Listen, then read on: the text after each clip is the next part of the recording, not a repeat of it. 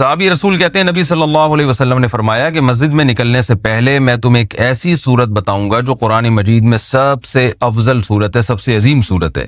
جب نکلنے لگے تو صحابی فرماتے ہیں میں نے یاد دلایا تو آپ صلی اللہ علیہ وسلم نے فرمایا سب سے عظیم صورت ہے الحمدللہ رب العالمین، اور آگے پوری سورہ فاتحہ۔ تو یہ بڑی فضیلت ہے، قرآن مجید میں بھی اللہ نے اس کی فضیلت کو بیان کیا، فرمایا وَلَقَدْ آتَيْنَاكَ سَبْعًا مِّنَ الْمَثَانِي وَالْقُرْآنِ الْعَظِيمِ، اے نبی ہم نے آپ کو 7 وہ صورتیں دی ہیں جو بار بار دہرائی جاتی ہیں اور باقی قرآن۔ تو یعنی اس صورت کو الگ سے اللہ نے بیان کیا کہ باقی قرآن بھی دیا اور یہ 7 صورتیں بھی دیں، تو یہ اس کی علامت ہے کہ اس صورت کی اللہ کی نظر میں بہت اہمیت ہے۔ اور اللہ نے اس کی صفت یہ بیان کی بار بار دہرائی جانے والی بار بار دہرائی جانے والی صورت، تو یہ بھی اس کی ایک فضیلت ہے کہ بار بار نمازوں میں دہرائی جاتی ہے۔ نماز میں قرآن کا کوئی بھی حصہ اتنا زیادہ نہیں پڑھا جاتا جتنی سورہ فاتحہ کو پڑھا جاتا ہے، تو بہت بڑی فضیلت ہے۔ اور آپ صلی اللہ علیہ وسلم نے فرمایا لم ينزل فی التوراۃ ولا فی الانجیل سورۃ مثل سورۃ الفاتحۃ ولا اعظم منها، آپ صلی اللہ علیہ وسلم نے فرمایا نہ اللہ نے تورات میں اس سے بہتر سورت نازل کی، نہ انجیل میں، اور نہ باقی قرآن میں اس سے بہتر سورت نازل کی ہے۔ اور ایک اور حدیث میں آتا ہے کہ رسول اللہ صلی اللہ علیہ وسلم نے ارشاد فرمایا کہ اللہ تعالیٰ فرماتے ہیں قسمت الصلاۃ بینی و بین عبدی، اللہ تعالیٰ فرماتے ہیں میں نے اپنے اور بندے کے درمیان نماز کو ڈیوائیڈ کر دیا ہے۔ تو یہاں نماز سے مراد فاتحہ ہے، یعنی اس کی اتنی اہمیت ہے کہ اللہ نے فاتحہ کو نماز سے تعبیر کیا ہے۔ تو فرمایا کہ جب کوئی بندہ نماز میں کھڑا ہو کر کہتا ہے الحمدللہ رب العالمین، تو اللہ تعالیٰ فرماتے ہیں حمیدنی عبدی، میرے بندے نے میری حمد و ثنا کی، یعنی فرشتوں سے فخر سے کہتے ہیں۔ اور جب وہ کہتا ہے کہ الرحمن الرحیم، بڑا مہربان نہایت رحم کرنے والا، تو اللہ فرشتوں سے کہتے ہیں اثنا علی عبدی، میرا بندہ زبان سے میری تعریف کر رہا ہے۔ اور جب وہ کہتا ہے مالک یوم الدین، تو اللہ تعالیٰ فرشتوں سے کہتے ہیں مجدنی عبدی، دیکھو میرا بندہ میری بزرگی بیان کر رہا ہے۔ اور جب انسان، یہ تو وہ ہے جو اللہ یعنی اللہ کا حصہ ہے، یعنی حدیث میں آتا ہے نا میں نے نماز کو اپنے اور بندے کے درمیان ڈیوائیڈ کیا، تو کچھ حصہ میرا ہے اور کچھ بندے کا ہے، تو یہ والا تو میرا ہو گیا، یہ میری تعریفیں کر رہا ہے یہ۔ اور فرمایا کہ جب یہ کہتا ہے ایاک نعبد و ایاک نستعین، اے اللہ ہم تیری عبادت کرتے ہیں، تجھ سے مدد طلب کرتے ہیں، تو اللہ تعالیٰ فرماتے ہیں ھذا بینی و بین عبدی، کہ میرے اور بندے کے درمیان ایگریمنٹ ہے کہ یہ توحید پر قائم رہے گا۔ اور اب اس نے جب ایگریمنٹ کر لیا اور میری تعریفیں بھی کر دی، تو اب ولی عبدی ما سأل، اس کا حصہ کیا ہے کہ اب جو یہ مانگے گا اس کو ملے گا۔ تو اب یہ مانگے گا کیا، اللہ تعالیٰ ہم پہ چھوڑ دیتے، ہم الٹی سیدھی مانگنا شروع کر دیتے، تو اس لیے اللہ نے فرمایا کہ بڑی چیز مانگو خود، کیونکہ اللہ کی رحمت جوش میں ہے اور اللہ کو پتہ ہے کہ میں دعا قبول کروں گا، تو اس لیے اللہ نے اچھی دعا مانگنے کا ہمیں حکم دیا جو اہم تھی۔ اور حکم کیا دیا، اہدنا الصراط المستقیم، کہ اللہ تو ہمیں سیدھے راستے پر چلا، صراط الذین انعمت علیہم غیر المغضوب علیہم ولا الضالین۔ تو یہ اس طرح سے اللہ تعالیٰ نے فاتحہ کو 2 حصوں میں ڈیوائیڈ کیا ہے حدیث کے مطابق۔ اور حدیث میں آتا ہے صحیح مسلم میں عبداللہ بن عباس رضی اللہ عنہ سے مروی ہے کہ آپ صلی اللہ علیہ وسلم کے پاس جبریل علیہ السلام بیٹھے ہوئے تھے، اچانک آپ نے ایک زوردار آواز سنی جو اس سے پہلے کبھی نہیں سنی تھی۔ تو جبریل نے فرمایا کہ یہ ایک آسمان کا دروازہ ہے جو کھلا ہے، جو آج سے پہلے کبھی بھی نہیں کھلا تھا، اس سے ایک فرشتہ نازل ہوا ہے، اور فرشتے نے نازل ہو کر پھر نبی صلی اللہ علیہ وسلم کو خوشخبری سنائی اور فرمایا ابشر بنورین اوتیتہما لم یؤتہما نبی قبلک فاتحۃ الکتاب و خواتیم سورۃ البقرہ۔ اس نے آپ صلی اللہ علیہ وسلم کو خوشخبری سنائی اور عرض کیا کہ یا رسول اللہ، آپ کو میں 2 ایسی قرآن کی صورتوں کی خوشخبری سنا رہا ہوں جو آپ سے پہلے کسی نبی کو نہیں دی گئی، تو ایک تو سورہ فاتحہ اور ایک سورہ بقرہ کا آخری حصہ آمن الرسول بما انزل الیہ من ربہ والمؤمنون۔ تو یہ اس کے کچھ فضائل ہیں، اس سے معلوم ہوتا ہے کہ بہت بڑی فضیلت ہے۔ ایک فضیلت سورہ فاتحہ کی یہ بھی ہے کہ یہ دم میں بھی رقیہ کے کام آتی ہے۔ صحابی سے ثابت ہے کہ انہوں نے جن اتارا اور سورہ فاتحہ پڑھ کے ان پہ پھونک مارتے گئے اور وہ جن کے اثرات ختم ہوتے چلے گئے۔ تو اس لیے اگر کسی پہ خدا نخواستہ جادو یا جنات کے اثرات ہوں تو سورہ فاتحہ پانی پہ دم کر کے چھینٹے ماریں یا ویسے پھونک ماریں، اس کا بہت فائدہ ہوتا ہے۔ یہ سورہ فاتحہ کیا جو ہے نا کچھ فضیلت تھی جو میں نے آپ کے سامنے بیان کی۔ اب اس کی کچھ تفسیر بیان کروں گا۔ سورہ فاتحہ میں نماز میں اس کا کیا مقام ہے؟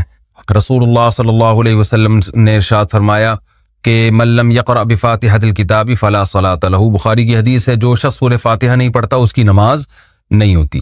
تو اتنی بات تو بہرحال ثابت ہے کہ سورہ فاتحہ نماز کا ایک ضروری حصہ ہے۔ اب اس میں اختلاف ہے فقہا کا کہ امام اگر پڑھ لے تو سب کی طرف سے کافی ہوگی یا نہیں ہوگی۔ اس میں امام ابو حنیفہ رحمہ اللہ تعالیٰ کا جو قول ہے وہ یہ ہے کہ امام اگر پڑھ لے گا تو مقتدیوں پہ پڑھنا لازم نہیں ہے، بلکہ جائز ہی نہیں ہے، کیونکہ امام کی قرات مقتدیوں کے لیے کافی ہے۔ اور امام شافعی رحمہ اللہ تعالیٰ کی رائے یہ ہے کہ امام جب پڑھے گا سورہ فاتحہ تو مقتدی پر بھی واجب ہے، چاہے جہری نماز ہو یا سری نماز ہو۔ اور بعض ائمہ کے نزدیک سری نماز میں تو امام پڑھے گا اور جہری میں نہیں پڑھے گا۔ تو سب کے اپنے دلائل ہیں۔ امام شافعی رحمہ اللہ تعالیٰ کی دلیل ہے یہی حدیث کہ جو شخص فاتحہ نہیں پڑھتا اس کی نماز نہیں ہوتی۔ وہ کہتے ہیں اس میں تو یہ نہیں ہے کہ امام اور مقتدی کا فرق نہیں کیا گیا، لہذا سب کے بارے میں ہے یہ۔ اور یہ جو آیت ہے قرآن مجید کی، اذا قرئ القرآن فاستمعوا لہ، جب قرآن کی تلاوت کی جائے تو خاموشی سے سنو، تو وہ کہتے ہیں یہ جو ہے یہ جمعے کے خطبے کے بارے میں ہے، یہ اس کے بارے میں نہیں ہے نماز کے بارے میں، کیونکہ اس کے بارے میں تو صحیح حدیث میں آتا ہے کہ جو ہے وہ جب قرات کی جائے تو خاموشی سے، یعنی حدیث میں آتا ہے کہ جو فاتحہ نہیں پڑھتا اس کی نماز نہیں ہوتی۔ اور بعض ائمہ اس طرف گئے ہیں کہ سری نمازوں میں تو پڑھی جائے گی، جہری میں نہیں۔ جہری میں کیوں نہیں پڑھی جائے گی؟ وہ کہتے ہیں قرآن کی آیت ہے جب قرآن پڑھا جائے تو خاموشی سے سنو، اور سری میں اس لیے پڑھی جائے گی کہ یہاں قرآن زور سے پڑھا ہی نہیں جا رہا، تو خاموشی سے سننے کے بھی ہمیں حکم نہیں ہے، لہذا ہم جیسے چاہیں، یعنی ہم جو ہے وہ اسی حدیث پر عمل کریں گے جس میں آتا ہے جو فاتحہ نہیں پڑھتا اس کی نماز نہیں ہوتی۔ اور ایک حدیث میں یہ بھی ہے کہ صحابی نے پوچھا یا رسول اللہ ہم امام کے پیچھے ہوتے ہیں، تو آپ نے فرمایا اقرا فی نفسک، کہ اس کو دل میں پڑھو فاتحہ کو اگر امام کے پیچھے بھی ہو۔ تو اس بیس پر بھی امام شافعی نے استدلال کیا کہ امام کے پیچھے بھی ہوں تو آپ کو فاتحہ پڑھنی چاہیے۔ جو امام حنیفہ کے دلائل ہیں وہ دوسری طرف ہیں، وہ پہلے تو قرآن کی آیت پیش کرتے ہیں کہ قرآن میں آتا ہے اذا قرئ القرآن فاستمعوا لہ وانصتوا، جب قرآن کی تلاوت کی جائے تو خاموشی سے سنو اور غور سے سنو اور خاموش رہو۔ تو وہ کہتے ہیں اس میں تو سورہ فاتحہ اور غیر فاتحہ دونوں داخل ہیں، لہذا جہری نمازوں میں تو سوال ہی پیدا نہیں ہوتا۔ باقی یہ جو حدیث ہے جس میں آتا ہے کہ صحابی نے کہا ہم امام کے پیچھے ہوتے ہیں تو آپ نے فرمایا صرف فاتحہ سورہ فاتحہ پڑھ سکتے ہو، تو کہتے ہیں خبر واحد ہے اور یہ قرآن کی مقابلہ نہیں کر سکتی۔ قرآن تو متواتر ہے، تو قرآن میں جب صاف لفظوں میں منع کیا جا رہا ہے، اور خاص طور پر بعض صحابہ سے مروی ہے کہ وہ قسم اٹھا کے کہتے تھے کہ یہ نماز کے بارے میں نازل ہوئی ہے، تو ہم کہتے ہیں کہ نماز ہو یا جمعہ ہو سب کو شامل ہے۔ جب بھی قرآن سنانے کے لیے پڑھا جائے گا تو اس کا سننا واجب ہے۔ ایک ہوتا ہے کوئی اپنے طور پہ تلاوت کر رہا ہے، وہ تو اس کی مرضی ہے، اپنے طور پہ تلاوت کر رہا ہے، آپ سنیں نہ سنیں۔ ایک ہوتا ہے باقاعدہ کوئی محفل ہو جس میں سنایا جا رہا ہو، تو اس میں تو سننا بہرحال واجب ہے۔ تو سری نمازوں کے بارے میں امام حنیفہ کی جو حدیث ہے وہ بہقی کی حدیث ہے، من کان لہ امام فقراءۃ الامام لہ قراءۃ، حدیث میں آتا ہے جس شخص کا کوئی امام ہو تو امام کی قرات مقتدی کے لیے کافی ہے۔ اور ناصر البانی جو ہے نا علماء معاصرین میں سے، انہوں نے اس حدیث کو صحیح قرار دیا ہے۔ تو دونوں طرف دلائل ہیں، اور یہ جو دلیل ہے کہ جو فاتحہ نہیں پڑھتا اس کی نماز نہیں ہوتی، تو صحیح مسلم کی حدیث میں آتا ہے کہ جو فاتحہ نہیں پڑھتا من لم یقرأ بفاتحۃ الکتاب فصاعدا، جو فاتحہ نہیں پڑھتا اور پلس سورت نہیں ملاتا اس کی نماز نہیں ہوتی۔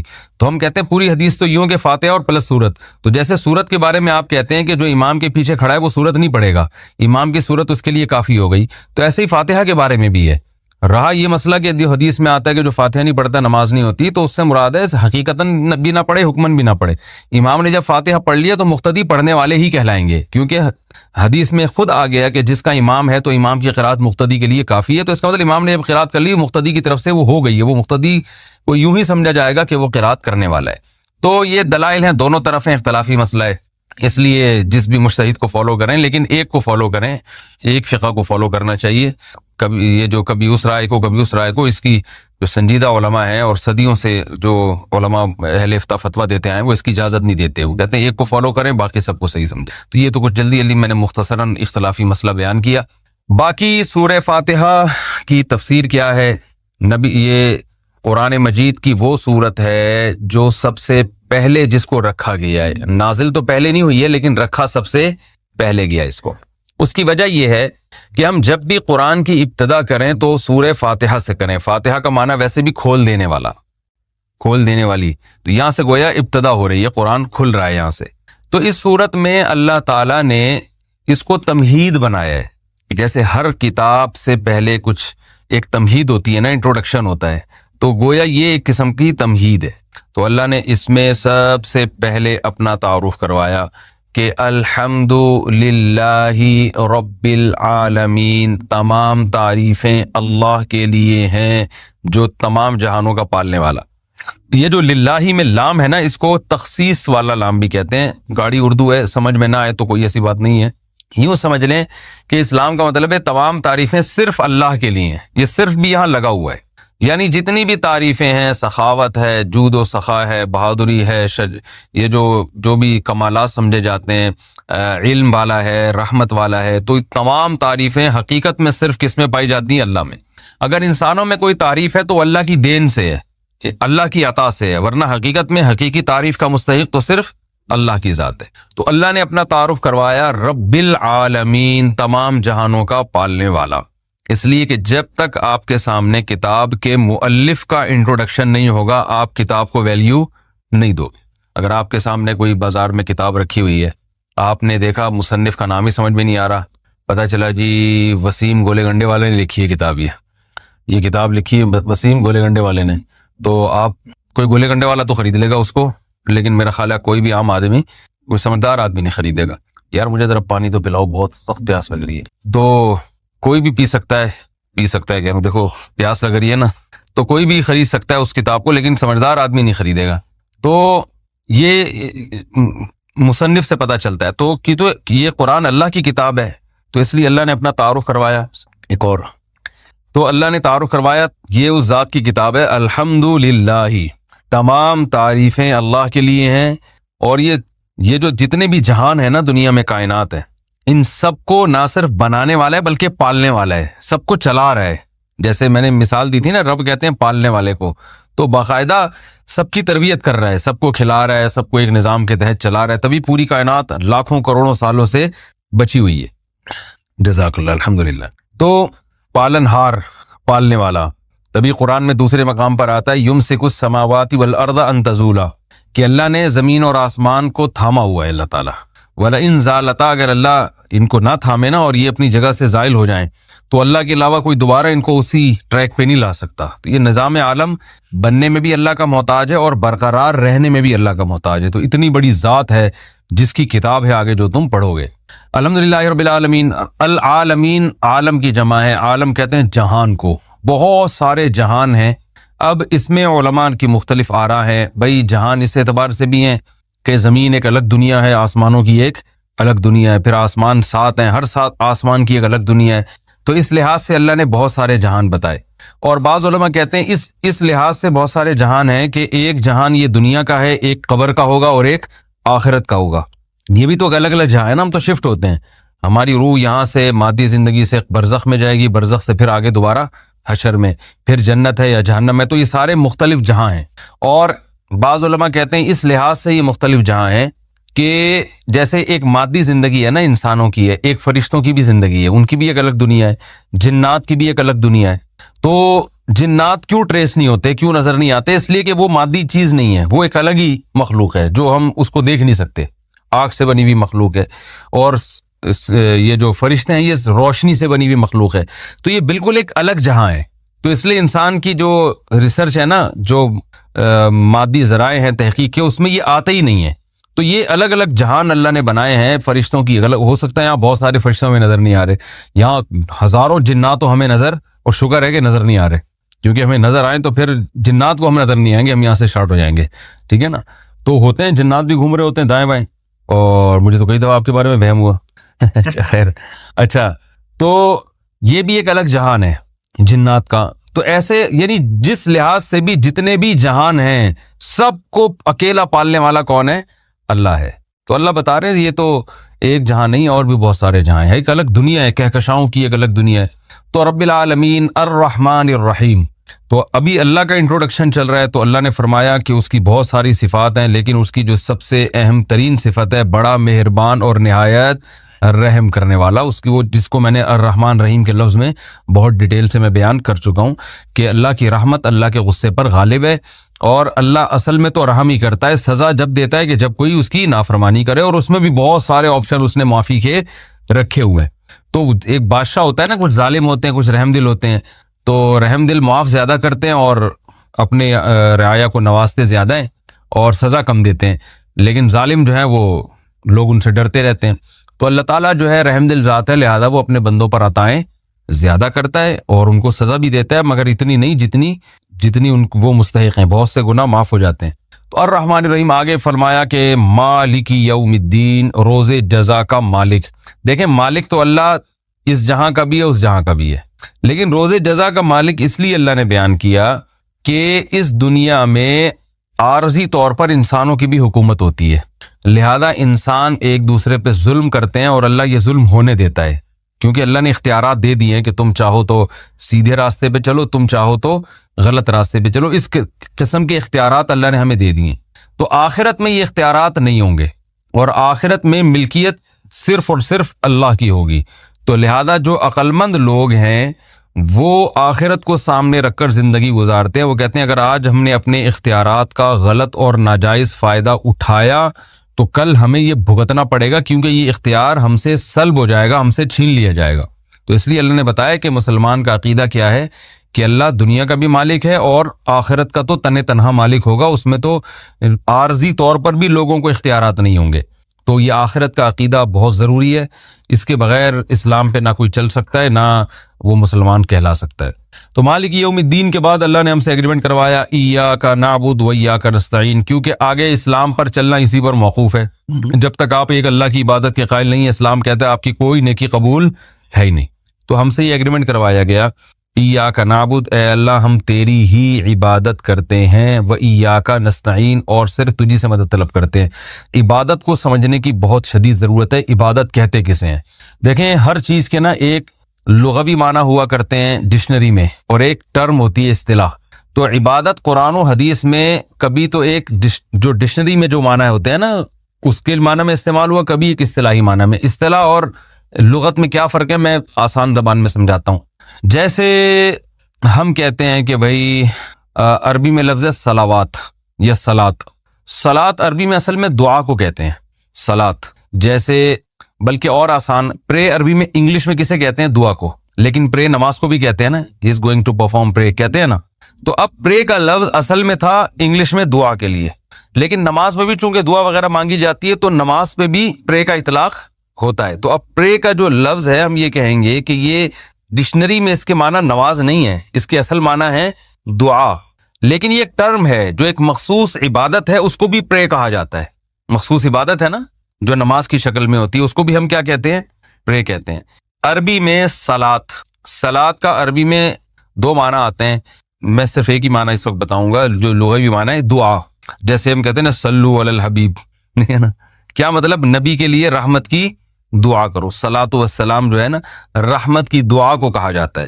ان اللہ و ملائکتہ یصلون علی النبی، اللہ اور اس کے فرشتے نبی پر، اللہ تو رحمت بھیجتا ہے اور فرشتے نبی پر رحمت کی دعا کرتے ہیں. تو یصلو صلات کس کے معنی میں آتا ہے؟ اصل میں دعا کے معنی میں آتا ہے. تو لیکن صلات کیونکہ ہم جب مخصوص عبادت کرتے ہیں تو اس کو بھی صلات کہتے ہیں. حی علی الصلاۃ ہے نا، آؤ نماز کی طرف. اب حی علی الصلاۃ میں کوئی بندہ گیا دعا مانگ کے واپس آ جائے اور کہ مؤذن صاحب نے تو کہا تھا دعا کی طرف آؤ، تو میں تو دعا کر کے چلا گیا، تو ہم کہیں گے بھائی یہاں صلات سے مراد یہ لغوی معنی نہیں ہے، بلکہ صلات ایک ٹرم ہے، ایک مخصوص عبادت، قیام رکوع سجدے والی عبادت کو صلات کہا جاتا ہے. تو ہر چیز کے ایک لغوی مطلب ہوتا ہے اور ایک اصطلاحی مطلب ہوتا ہے. تو جو زبان میں ماہر نہیں ہوتے وہ لغوی اور اصطلاحی معنی کو گڑبڑ کر دیتے ہیں. قرآن میں کہیں یہ لفظ اصطلاحی معنی میں استعمال ہوگا، کہیں لغوی معنی میں. جیسے اسلام، اسلام کا جو لغوی مطلب ہے اپنے آپ کو سپرد کر دینا، لیکن اسلام ٹرم میں کسے کہتے ہیں؟ ایک مخصوص مذہب کو کہتے ہیں. ایک مخصوص مذہب کو کیا کہا جاتا ہے؟ اسلام. مسلم کا لغوی مطلب کیا ہے؟ مسلمن، سپرد کرنے والا، جو اپنے آپ کو کیا کر دے؟ سپرد کر دے. لیکن ایک ٹرم ہے اصطلاح میں مسلم کسے کہتے ہیں؟ جو مسلم ہوتے ہیں. اب قرآن میں بھی یہ اسلام کا لفظ کہیں ایک ٹرم کے طور پہ استعمال ہوا، کہیں لغوی معنی میں، تو وہاں بھی لوگ گڑبڑ کر دیتے ہیں. جیسے قرآن میں ایک جگہ آتا ہے سورہ حجرات کے سورہ میں آتا ہے قالت الاعراب آمنا قل لم تؤمنوا ولکن قولوا اسلمنا، کہ دیہاتی لوگ جو ہے نا وہ منافق تھے، وہ کہتے تھے کہ ہم ایمان لے آئے. قل لم تؤمنوا ولکن قولوا اسلمنا، اے نبی آپ ان سے کہہ دیں کہ تم ایمان نہیں لائے، تم یوں کہو کہ ہم اسلام لائے ہیں.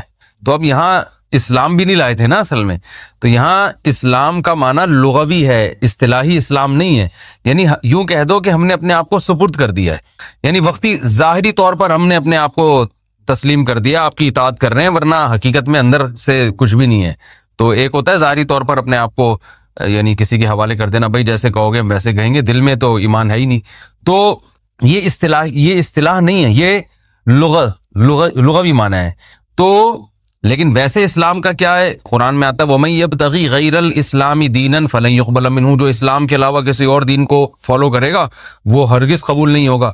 ایک طرف اللہ کہہ رہے ہیں تم یہ کہو ہم اسلام لائے، تم ایمان تو لائے نہیں ہو، دوسری طرف اللہ کہہ رہے ہیں اسلام کے علاوہ کوئی دین قبول ہی نہیں ہے۔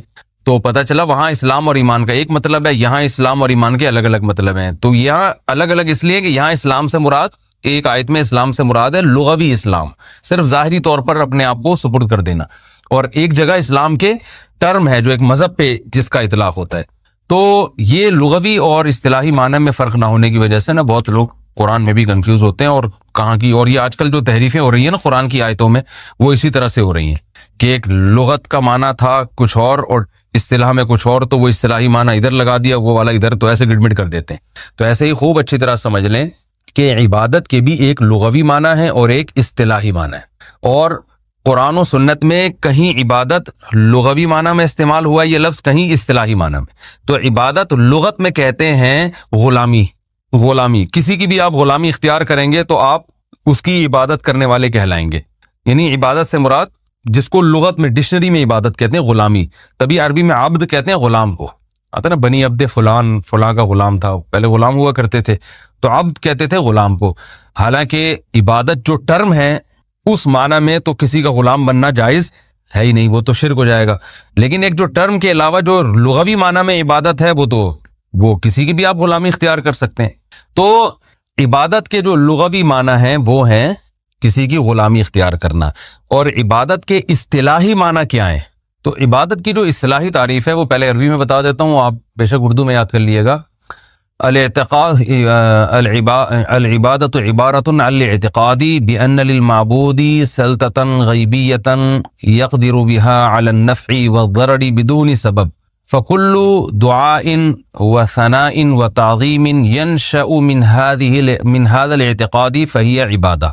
مشکل ہے، اردو میں سمجھاتا ہوں کہ آپ جب کسی کے بارے میں یہ کانسیپٹ ہو، آپ کا یہ عقیدہ ہو کہ فلاں ذات، چاہے وہ کوئی بھی ہو، فلاں ذات کو یہ قدرت اور طاقت حاصل ہے کہ وہ مجھے جب چاہے فائدہ اور جب چاہے نقصان پہنچا سکتا ہے، اور فائدہ اور نقصان پہنچانے کے لیے وہ کسی ریزن کا، سبب کا محتاج نہیں ہے، لاجک نہیں چاہیے اس کو کوئی، کسی کے پاس بھی ایسی قدرت ہے۔ تو جس کے بارے میں یہ نظریہ ہوگا کہ جس کو یہ قدرت حاصل ہے، تو اس کی زبان سے یا اپنے باڈی سے اس عقیدے کے ساتھ جو تعظیم ہوگی، یہ والی تعظیم عبادت کہلائے گی۔ سمجھ رہے ہیں؟ مثال کے طور پر آپ اپنے ابا کے سامنے دو زانوں بیٹھے ہوئے ہیں تمیز سے، یہ تعظیم ہے نا ابو کی، جیسے ہم نماز میں بیٹھتے ہیں نا ایسے احتیاط کی شکل میں، آپ اپنے والد محترم کے سامنے ایسے تمیز سے بیٹھے ہوئے ہیں آپ، جو کہ آج کل بیٹھنا لوگوں نے چھوڑ دیا ہے، لیکن آپ اتفاق سے تمیز سے بیٹھے ہوئے ہیں، اور آپ کا اپنے ابا کے بارے میں یہ خیال نہیں ہے کہ یہ جب چاہیں جیسے چاہیں مجھے فائدہ یا نقصان پہنچا سکتے ہیں، ظاہر ہے نہیں ہوتا، تو یہ تعظیم عبادت نہیں کہلائے گی، وہ جو اصطلاحی عبادت ہے جس کی وجہ سے شرک اور کفر کے فتوے لگتے ہیں۔ لیکن یہی ہم جب نماز میں اللہ کے سامنے ایسے ہی احتیاط میں ادب سے بیٹھتے ہیں، تو یہی ہمارا عمل کیا کہلاتا ہے؟ عبادت، کہ ہم اللہ کی کیا کر رہے ہیں؟ عبادت۔ پھر جب زبان سے بھی ہم تعظیم کرتے ہیں، ہم زبان سے کہتے ہیں، جب دو زانوں بیٹھ کے ہم کیا کہتے ہیں؟ التحیات للہ والصلوات والطیبات کہتے ہیں نا۔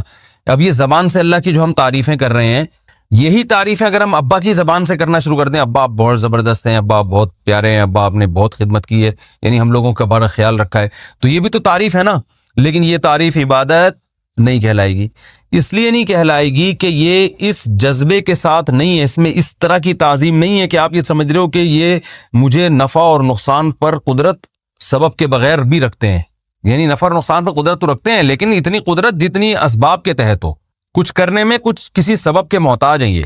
اب ہندو جب بت کے سامنے جھکتا ہے نا، تو وہ یہ سوچ کے جھکتا ہے، چاہے وہ تھوڑی سی گردن بھی جھکائے، اس کا یہ خیال ہوتا ہے کہ یہ بت میرا فلاں کام بنا دے گا، حالانکہ کام بنانے کے اسباب اختیار نہیں کرے گا۔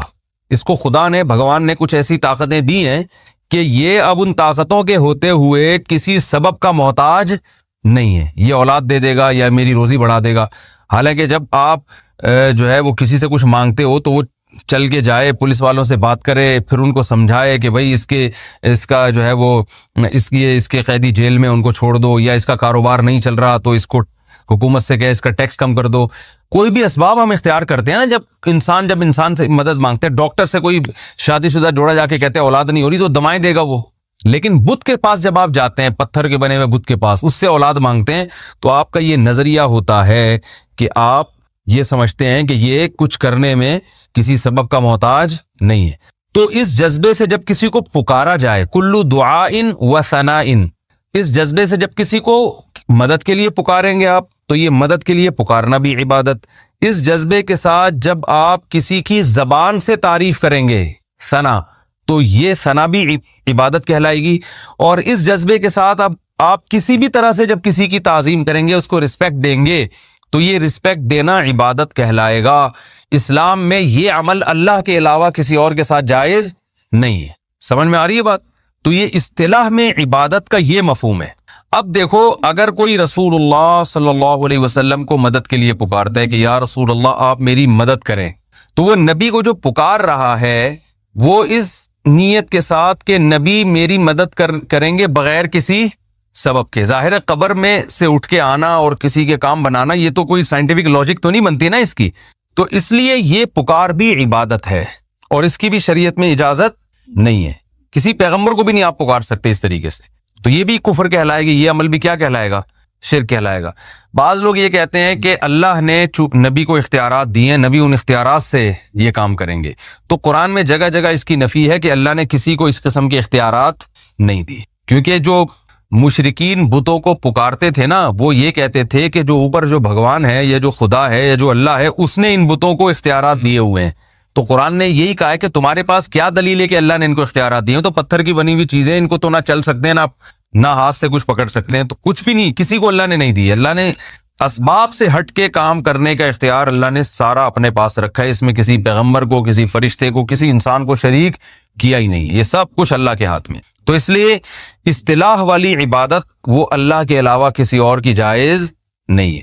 ہاں ویسے ہم کہہ سکتے ہیں ہم نبی صلی اللہ علیہ وسلم کے غلام ہیں، اس لحاظ سے ہم سب عبد ہیں، اور عربی میں جو عورت ہوتی ہے وہ اس کو اماں کہتے ہیں۔ اماں کا مطلب جو باندھی ہو، جو عبد کا معنی غلام اور اماں کا معنی باندھی، تو یہ انسانوں کے بھی ہوتے ہیں۔ تو غلام تو کوئی بھی، ہم اپنے والدین کے غلام ہیں، کہتے ہیں نا ہم بھائی ہم جو ہے نا اپنے اساتذہ کے غلام ہیں، ہم بزرگوں کے غلام ہیں، تو یہ غلامی عبادت نہیں ہے، کیونکہ اس میں جب آپ کسی کی تعظیم، اور یہ تعظیم بھی عبادت نہیں ہے۔ آپ کسی بزرگ کے سامنے سجدہ بھی کر لو اگر، تو اس عمل کو عبادت نہیں کہیں گے۔ ہاں گناہ ضرور کہیں گے کہ شریعت نے اتنی بڑی تعظیم سے منع کیا ہے۔ بھائی تعظیم کی بھی کچھ حدود ہے نا، تمیز سے بیٹھ گئے دو زانوں، چلو کبھی پاؤں چومنا بھی سمجھ میں آتا ہے، لیکن آپ اس کے سامنے سر رکھ کے سجدہ کرو تو یہ عمل شرک نہیں کہلائے گا، بلکہ یہ عمل ناجائز تعظیم۔ شرک اس لیے نہیں کہلائے گا کہ آپ کا یہ عقیدہ تھوڑی ہے کہ آپ کی بگڑی بنا سکتا ہے، تو آپ جب اس کی تعظیم کر رہے ہو تو یہ تعظیم عبادت نہیں کہلائے گی، بس تعظیم برائے تعظیم کہلائے گی۔